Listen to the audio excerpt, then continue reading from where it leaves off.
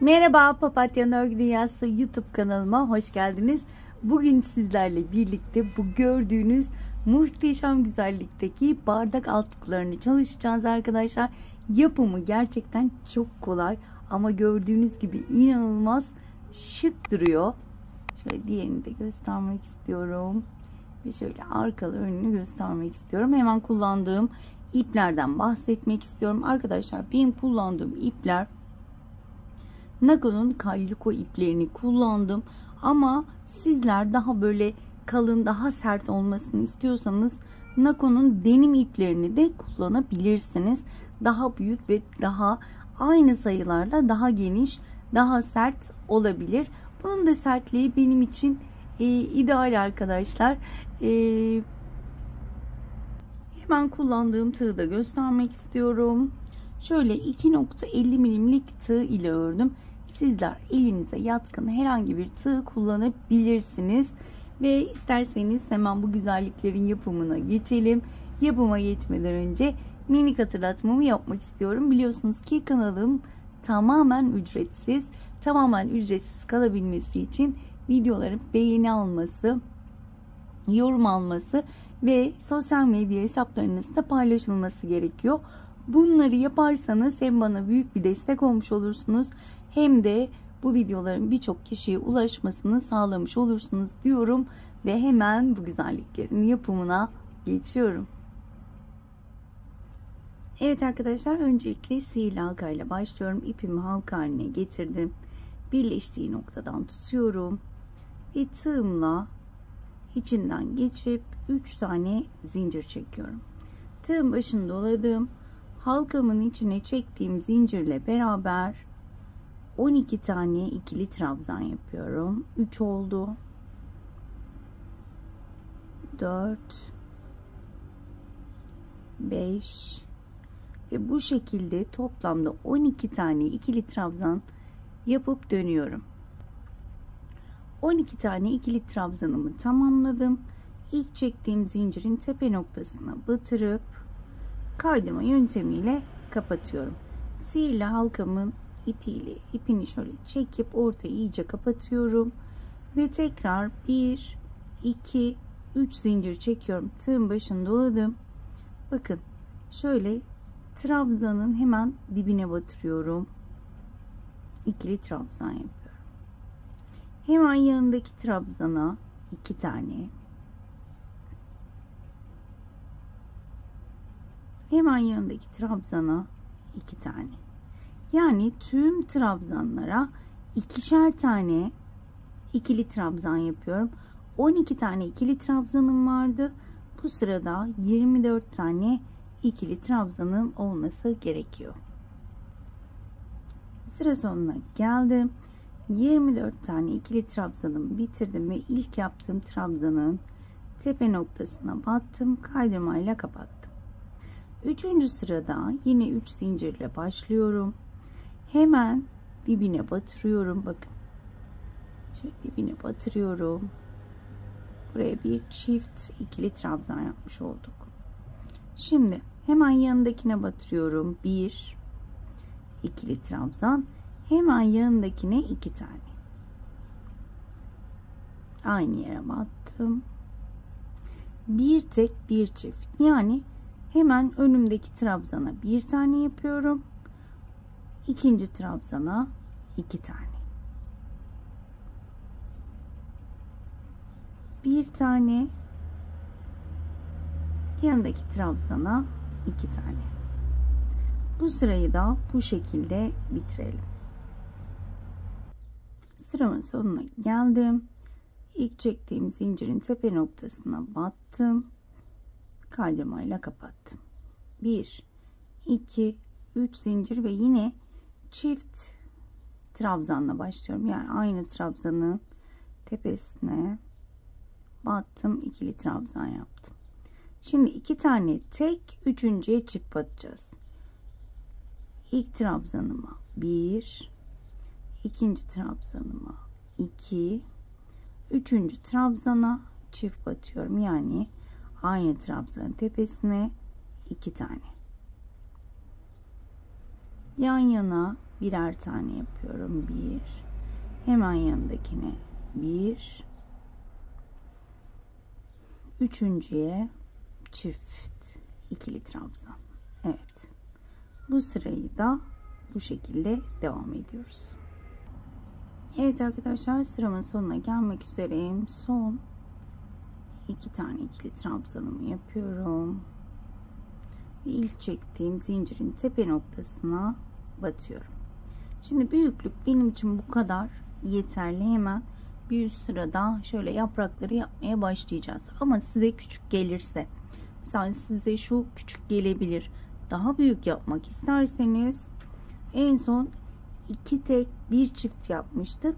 Bu sırada da 3 tek 1 çift yaprak yapmadan geçip 4 tek 1 çifte yaprak yapabilirsiniz. Şimdi ben hemen bu bir üst sırada yaprak yapmaya başlayacağım. 3 zincir, hemen tekrar dibine batarak başlıyorum. Çiftimi yaptım. Şimdi 3 tane tek yapacağım. 1, hemen yanındakine battım. 2, hemen yanındakine baktım. 3, dördüncüyü çift yapacağım. 1, aynı yere batırıyorum.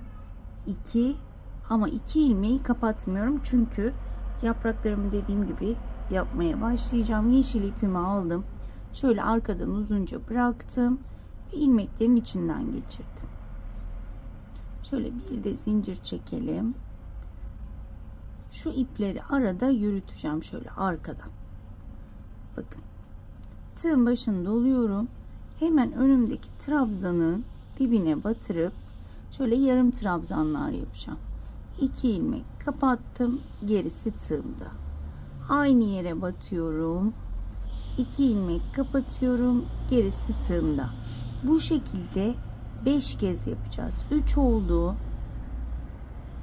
4 ve 5.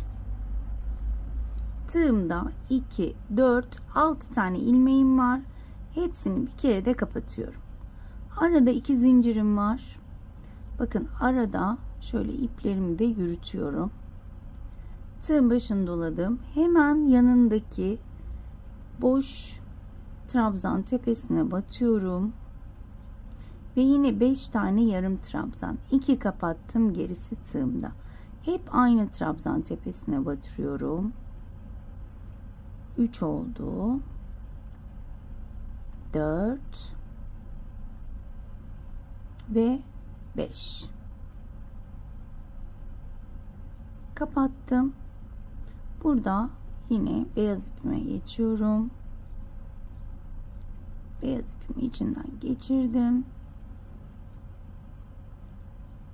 Ve yine bakın yeşili arkada yürüteceğim. Bu 2 tane yaprağı 2 tane trabzan olarak sayıyorum ben. 2 trabzan, 3 trabzan oldu ve dördüncü de çift. 1, aynı yere batırıyorum. 2 ve yine 3 tane tek yapacağım. 1, 2, gördüğünüz gibi arkada yürütüyorum. 3, dördüncüyü yine çift batıyorum. İkinci de şöyle 2 ilmeği aldım, beklettim. Hemen yeşile geçiyorum. Yeşille kapattım ve burada hemen yine 5 tane yarım trabzanımı yapıyorum. 1, 2, 3, 4 ve 5. Hepsini kapattım. 1, 2 zincir çektim. Tığın başını doladım. Bakın beyaz ipimi yürütüyorum arkada. Hemen yanındaki trabzan tepesine batırıp yine 5 tane yarım trabzan. Geri kalan ilmekleri tığımda biriktiriyorum. Toplamda tığımda 6 tane ilmek olması gerekiyor. Ve benim 5 tane yarım trabzan yapmam gerekiyor. 4 oldu. 5, 2, 4, pardon. Şunu almamışım. 2, 4, 6. Kapattım. Ve krem ipime geçiyorum. Krem ipime geçtiğimde yeşil ipimi yürütmeme gerek yok. Burada şimdilik yeşil ipimle işim bitti. Bakın şöyle yürütmüyorum. Şimdi yine 2 tane sayıyorum. Ve 3. trabzanımı yapıyorum. Yani yaprakları 2 tane trabzan sayıyorum. Ve hemen buraya çift batıyorum. 3 tane tek,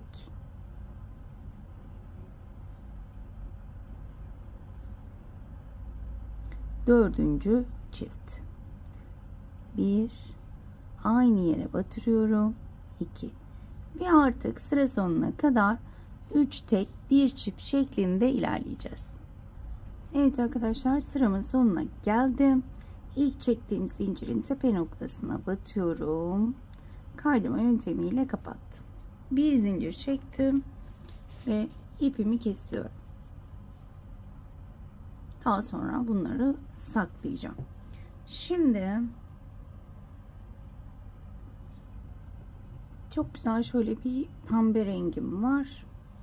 Hemen ona bir düğüm atıyorum. Ve bakın.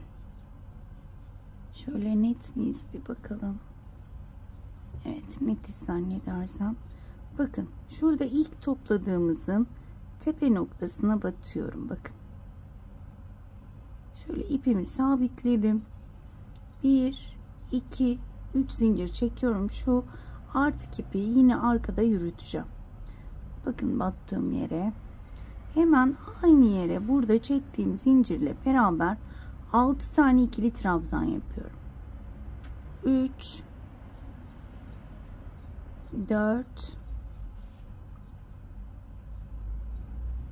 5 ve 6. Bakın. Sadece tek bir yaprağın tepesine yaptım. 1, 2, 3 zincir çekiyorum ve aynı yere batırıp kaydırma yöntemiyle zincirimi sabitliyorum ve tek yaprağımızı yapmış olduk. Şimdi şu araya çektiğim 2 zincir vardı. Hemen oraya geçiyorum kaydırmayla. 1, 2, 3 zincir çekiyorum. Tığın başında oluyorum ve yine aynı yere çektiğim zincirle beraber 6 tane ikili trabzan. 3 oldu. 4, 5 ve 6. 3 zincir. Yine aynı yere kaydırmayla zincirimi sabitliyorum. Şimdi burada şöyle şunu çekelim. Bakın batacağımız yer belli zaten. Bakın. Hemen buraya batıyorum. Şöyle kaydırmayla oraya geldim. 1, 2, 3 zincir çektim. Ve aynı yere çektiğim zincirle beraber 6 tane ikili trabzan. 3, 4, 5 ve 6. 1, 2, 3 zincir çekiyorum. Hemen dibine battım. Kaydırmayla kapattım. Bir zincir çekiyorum burada ve ipimi kesiyorum. Daha sonra şöyle hemen saklayacağımız yeri de göstermek istiyorum. Bakın arkadan şöyle saklayabilirsiniz.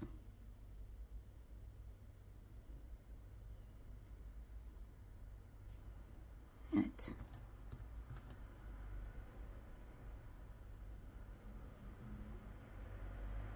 Bunu saklamıştık zaten.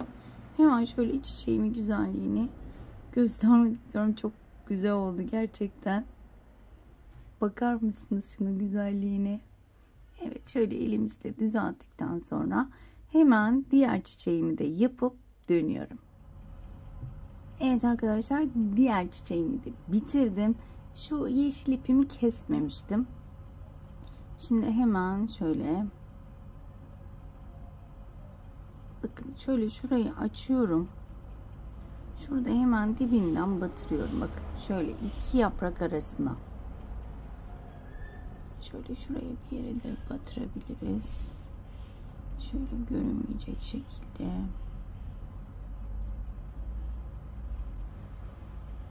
Evet. Şöyle bakın. Arasından geçirdim. Şöyle beyaz görünmesin diye. Şöyle aradan geçirdim. Şöyle çeviriyorum. Şöyle bir yol izliyorsunuz kendinize. Bakın. Şöyle alttan ilmeği tutup içinden geçiriyorum.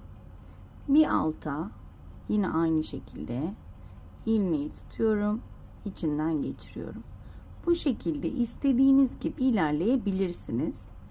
Ben şöyle hemen bunu bir yol gibi ilerlemek istiyorum. Şöyle hiç alta bakmanıza gerek yok.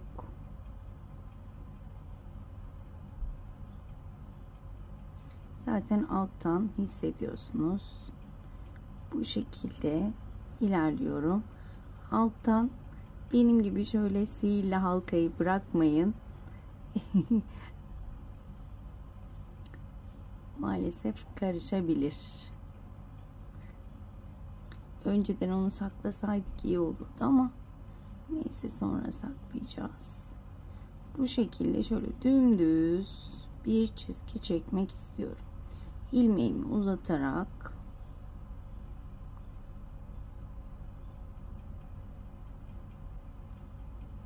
şöyle dümdüz bir çizgi. En son bakın şöyle trabzan tepesine batırdım ama burası çok önemli. Burayı çok sıkıştırırsak burası ezilir. Şöyle bol bir şekilde zincirimi çektim. İpimi uzunca kesiyorum. Ve şöyle çok sıkmıyorum. Daha sonra hemen dönüyorum. Öncelikle şuraya bir düğüm atayım ki çözülmesin. Evet. Daha sonra ipimi saklıyorum.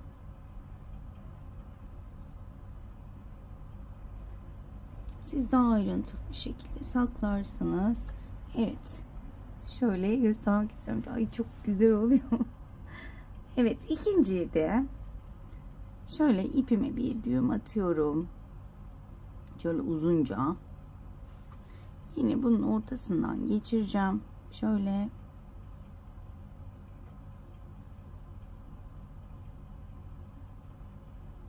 İlmeği içinden geçirdim. Hemen önümdeki şöyle boşluklardan yolu izleyerek devam ediyorum. Elimi bol tutuyorum. Çok sıkmıyorum. Yine bakın yolu takip edeceğim. Bunu kendiniz ayarlarsınız zaten.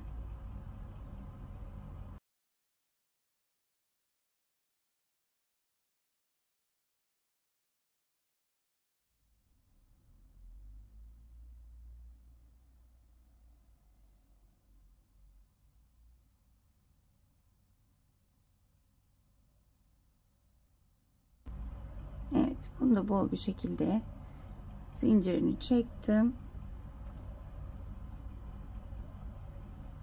Ve gördüğünüz gibi bardak altlığımız muhteşem bir şekilde hazır. Eminim ki sizler daha güzel yapacaksınız. Hatta kenarlarına yaprak dahi ekleyebilirsiniz. Önceki videolarımda dediğim gibi çok işleme bilmiyorum. Ama böyle elimden geldiği kadar sizlere göstermek istiyorum. Hemen sihirli halkamı da şöyle göstermek istiyorum. Sıkıca sıktım.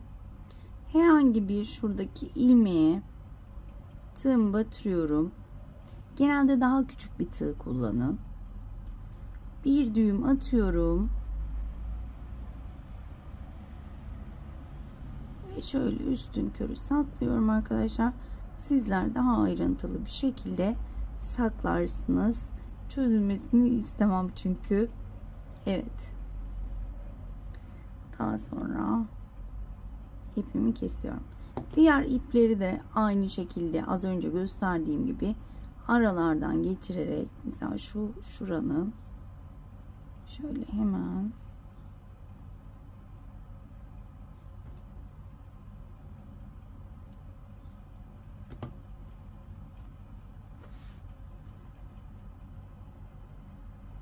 evet, gördüğünüz gibi iplerimiz temizlendi.